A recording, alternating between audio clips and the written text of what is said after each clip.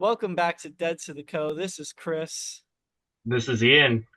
and we're back with another episode. Ian, I'm so glad you recommended this show to me. I guess we should say what it is. It's Shoreline Amphitheater. Let's make sure we listen to the same one. June Yeah, 14th, 2022. 2022. Yeah. Perfect. Because I did notice this was night two of a two-night set at that venue. Oh, I didn't So even I didn't even notice that. I just listened to this one. yeah, it almost changes the context a lot. It's like as like a night one, night two act versus being a solo show. And it might explain because I had some questions about the set list that we'll get into. Should we just get into it? Should we just dive straight in? Yeah, let's get into it. Okay, I just thought it was so funny opening up with Cassidy and the Bird song because Yeah. not like the two most classic songs that I feel like you'd see right at the top. Cassidy does get opened, but Bird song right Yeah. after was kind of jarring. Yeah, I noted that too. I thought it was funny because we talked about on last episode about Cassidy, because that was the second set song, I believe. And how you hadn't seen it live, and then we talked about that. So I thought it was funny. I when I chose this show, I didn't really realize that Cassidy was going to be the opener. I thought that was interesting. I looked into it a little bit. Um, it's been the opener seven times. Twice in 2015, right when they started out. Once in 2016, and then they stopped for 6 years. And then this was the first show they had done it since then, in 2022. Then they did it twice in 2023, and then once last year. So this is sort of like bringing it back after opener hiatus for the better part of a decade. Yeah, okay, that does give a lot of really good context. So wow, that is special. I mean, I thought this show overall as a whole was really good, and we'll talk more about it with each song. But I think this has been my favorite that we've reviewed so far. Yeah, I agree. I've been trying to think about how I want to describe this show. I think it does feel very distinct. It feels very. I wrote a couple times it felt mellow. I don't know if that's the right word, but I did feel very like open and pretty patient, I think. I think that's all really good description. I think Mello hits it right on the head. Um, so going back into the set, so you covered Cassidy, and that is funny that that was the first song after I had said that I hadn't heard it live, but I think it was played at one of our shows. After Cassidy, we go into Birdsong. So we covered that a little bit of a jarring kind of second song. It's just long, it's a little bit slower. Um, I was thinking this show was for more established deadheads versus like someone who's just going to like see John Mayer rip. You had to be really patient with this one. But I like Birdsong a lot. I swear it gets me every time when Bob pauses. Like I always like say snow and rain before he does. I thought it was really cool. Like you said, like this might be an acquired taste show. Um, I know it is the first two songs took up the first half hour of the show. I don't remember exactly where the set ended, but you get it like a decent amount of time into the show, and they've only played Cassidy and Bird songs. So Exactly. This show had an average rating of 4.3 Dancing Bears. So we'll score it at the end, Ian, but I have a yeah, different take on that.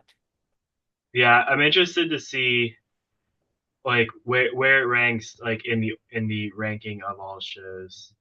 Um, but it seems to be about average. We go from Birdsong into Direwolf, and this is always a favorite of mine whenever they play it. It's a great first set song, kind of earlier on in the show.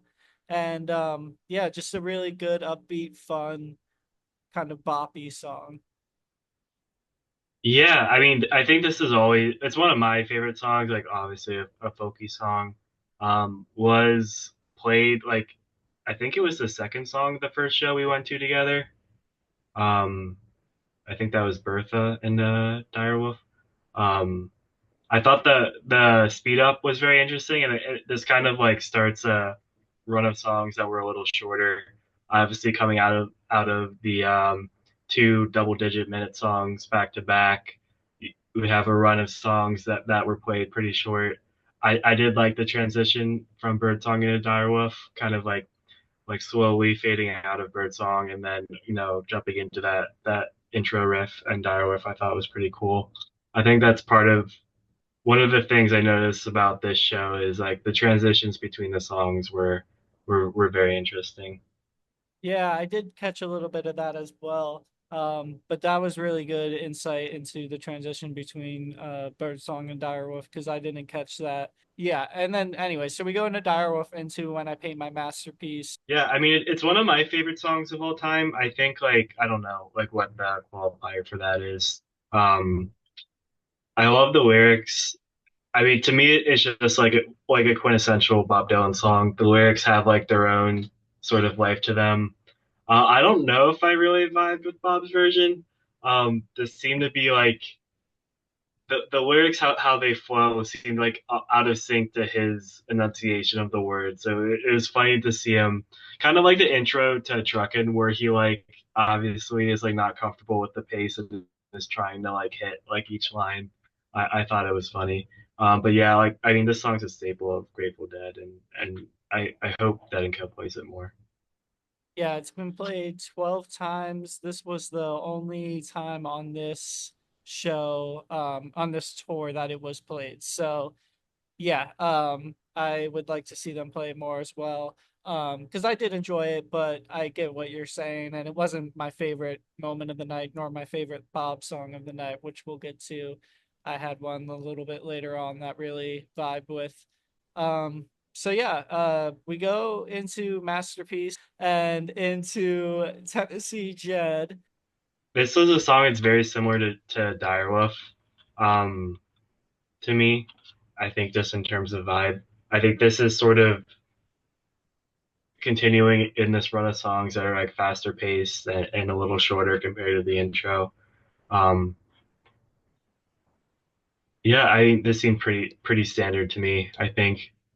Yeah, I think that's why I just a lot of times like it sounds the same to me. So I'm just kind of like that's when I like Masterpiece was like more interesting. A Bird Song Set 2 was a little more interesting to me.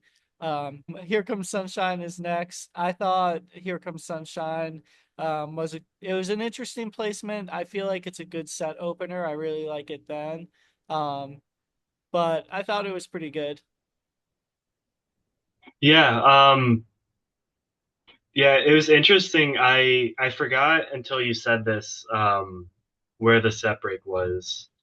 Um, I think that this is like a pretty classic opener, or set opener, set two opener. Kind of like lives in between. Like to me, like it's the show was like pretty shorter songs, at least up until this point, and then the longer song. This seemed like kind of in the middle. Like they could go either way out of this. Um, yeah. Yeah, um, I agree with that. We go into US Blues to end the set, and this was fun. Good placement for it, I felt. And overall, it rounds out what would be to me like a really unique set. Because we talked about opening with Cassidy and Birdsong. Direwolf isn't played so often, but that's normal enough. Masterpiece is more rare. Tennessee Jed, normal enough. And then a strange placement for Sunshine, and then US Blues for the closer. So I just found that to be a really unique set. Yeah. No, I agree. I mean, US Blues normally is closing a set or, is an encore. Right. Kind of, yeah. And then not to spoil the second set too much, but this kind of ends the short song uh run, you know. Yeah, it does get lengthy. Okay, so it's set break here. Ian, I have to know, are you wearing another Billy String shirt? No, this is just like a blank, just That's a green bummer. t-shirt. I was hoping the streak would be I continued. could have. I forgot about it. I should have done that. I'm wearing your team, an Orioles City Connect sweatshirt because I really like it. I think it's a cool design. I But know that you bought at Camden Yards, if I remember correctly. I did. I supported the Orioles anyways. So set two, we start with Cold Rain and Snow, kind of a classic set opener, but I feel like I don't hear it all that often in the second set. It's usually more of a first set song to me. Yeah. Um, but Cold Rain and Snow, I mean, Dead and Company do it a lot. They do it well. I think I really appreciate it because it's another old folk song, but it's a little more hidden in rock than like Peggy-O still is very folky when the Dead play it, but Cold Rain and Snow is like a truly went from folk to rock. Yeah. And I really like this version. I'm trying to. I mean, it does kind of lean into like what you're saying. Like it is played a little bit more bluesy. I mean, especially with John, because he can't help himself. Um, I wrote in my notes that he seemed loose with the lyrics in a good way, which I think is always good, especially in the set opener when when the band's playing loose, it kind of loosens up the crowd a little bit. So I thought that was good. Yeah, no, that's a really cool take and not one that I had seen in that way, but that is a this show was mellow, it was loose, it was patient, all those words. Yeah, I like that. They all kind of describe that vibe. And we start to get real loose. We go to Estimated Profit, which I thought was an excellent version of the song. I am really starting to appreciate O'Teal on Estimated Profit and Eyes of the World. We'll get into that in a moment. But I'm really starting to appreciate his playing more and more, I think. Yeah, I really would love to do a deep dive on estimated profit uh, over the years, because I mean, this is a song that Bob Weir has been doing well, in my opinion, for decades. Like, I'm trying to think of another type of song that is just like in someone's wheelhouse and they just play it at consistent and same quality for so long. Um, because this is like I mean everyone listening probably knows that like this is like even back when this song first was played was always a Bob Weir song. It's not like he's taking over in this iteration of Dead and Company. So always a fan of hearing this song. Yeah, that's really cool. That's a great point that it's been such a consistent rock of a song for Bob Weir throughout his career with the band. So that's a cool way of looking at it. So I like that we're giving special shout outs here to Oteil and Bob for their work on Estimated Profit, um, because it deserves it. And then we can shine some light on some other band members in the next song, Eyes of the World, where I think the other half of the stage, Jeff and John, kind of take, well, O'Teal kills Eyes of the World as well. So maybe it's just everybody, everyone sharing the love. Yeah, um I think this is really like a really strong pairing of these two songs. Um, Version of this pairing because these are paired so much. I thought, like you said, that was a good point. I didn't really put two and together in that regard, but I thought John and Jeff were really good on this song. Halfway through, like I think the goal of this set list and the show was accomplished where I was relaxed, I was into it. Um, the piano soloing and the riffs that happen at the back half of the song is just so good. Just this peak estimated highs. Yeah, that's a great way to put it. It was peak experience. Um, Next is Terrapin Station, which I didn't honestly expect because these songs before were pretty lengthy. I thought maybe we might be going into drums and space. I didn't really know where we were in the set, but we go Yeah. into Terrapin Station, and I think if I'm yeah, I might be wrong, but I'm pretty sure I noticed there was a pretty cool transition from Eyes into Terrapin. Yeah, I don't remember. I was gonna note sort of the other end of the transition between terrapin and drums. Um, Mhm. But yeah, like I feel like they've done this a couple times. I remember a couple times on shows that we've been to where we're either expecting drums or like set break, and then they have like a whole nother 10 to 14 minutes Yeah. um in them for another song. So I thought this was really cool. I think they sold me during Eyes where I was into this show, and this kind of pushed it even further, a little extra. And then, like I said at the beginning, that I think Terrapin is one of like the best and most iconic songs to go into drums. How you get sort of like the peak of Terrapin, with the Terrapin Station part, and then it kind of like slowly uh, lowers down into like subliminal drums, which is great. Yeah, that's really cool. I didn't again like think of it that way, but that's a really neat. I think that Terrapin is definitely one of my favorites, and I thought this was a good version of it. And yeah, after Estimated Eyes, it was just really cool to like get Terrapin Station. Then before you always know you're gonna get another one or two good songs after Drums in Space. So like you said, like I was sold on the show and the set by this point, like probably everyone else was. The Drums in Space I actually listened to less because I didn't know if I'd have time to finish the show before recording, so I sacrificed Drums in Space, but I did finish, so I went back and listened to it last, and it was actually really a good, solid version of Drums in Space. I actually really liked it. Yeah, I wish I really came into this trying to have something more on drums in space. I need to just like I said, like I need to listen to more all at once. Um, because I like this. I like listening to drums in space more now that we're doing these recaps of the shows, but I don't really have much to say. I need to wait until the all drums in space episode we're gonna do, I think. Yeah, we should definitely do that. I'm definitely down. After Drums in Space, we go into The Wheel. And this is a fun song coming out of the space. Um, I love the ending of The Wheel when they just kind of riff on that coastal rhythm. Um, I could listen to like 10 minutes of that. Like just give me a stretched out version of the wheel that's like 20 minutes and it's just the end. Won't you try just a little bit harder? That Yeah. part. Ah, it's so good. Yeah, I like you said too. I know this was like so cool. I think Terrapin's like the best song going into Drums in Space, one of the best.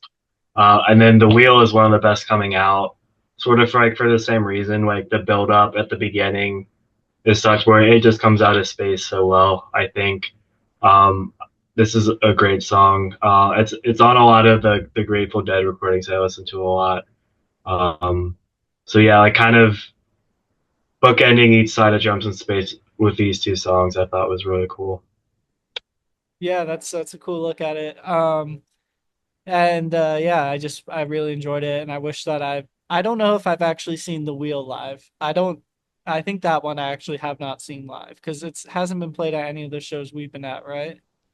Yeah, off the top, I can't remember any off the top of my head.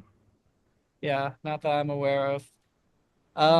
Okay, and then we get into, I think I alluded at it earlier, what was one of my favorite Bob songs of the night, Standing on the Moon. I thought this was beautiful. This song has really been hitting for me recently. Yeah, this song always seems to show up on shows that I think are really good. Um, there's a couple of shows that I have like saved in the back of my head that I'll pull out for some occasion. I don't really know yet. You know that they were going to pander to the crowd a little bit, somewhere in San Francisco. Um, it was going to show up somewhere, and now it shows up in here almost at the end. Yeah, that's a really good point. I wasn't anticipating it, but that makes total sense, and I should have. Yeah, I just think the lyrics of the song are beautiful, and I want to go back and listen to more of the Grateful Dead versions of this because I can imagine they're very special. So yeah, I've enjoyed Dead and Company's version of Standing on the Moon, and this was a really cool place for it. And then we go into the set closer before the encore, and that's Not Fade Away. And what can you say every time at the end? Just the crowd just chanting and singing themselves. It's just such a special song every time they play it. I thought it was really well done here as well. Yeah, I mean that's why they put it at the spot, I think, is they leave the stage for before the encore, and it gives the crowd a chance to be heard. Um, we've been a little too positive, so I'll throw in a negative. Um, they don't really play this song much with going down the road feeling bad anymore, and I miss that. I That's one of my favorite pairings back from Skull and Roses. Um, I like Not Fade Away for that reason, like getting the crowd into it, but I miss its original pairing as well. Yeah, no, that's a really good point. They've done it, I think, like I think Dead and Company has done that, Yeah, right? they've done it, but Yeah, now it but seems they opt for the set two closer, leave the stage and have the crowd go Not Fade Away, or Love Will Not Fade yeah. Away. Yeah, which is understandable because it is so good in that moment. Um, and yeah, I thought that it was just a great uh, call and response by the crowd. And then they come back on stage and they give us Broke Down Palace as if this show can't get any better. I mean, they're giving us so many good songs. Broke Down Palace, I think, is maybe not the best, but in the top five of their encores, in my opinion. Yeah, I mean they go two ways. Like they go happy or sad, and um, I mean I really love John here. I think he always takes the solar encores to heart. Black Money River obviously is a good version, or is a good song that is done in the spot as well.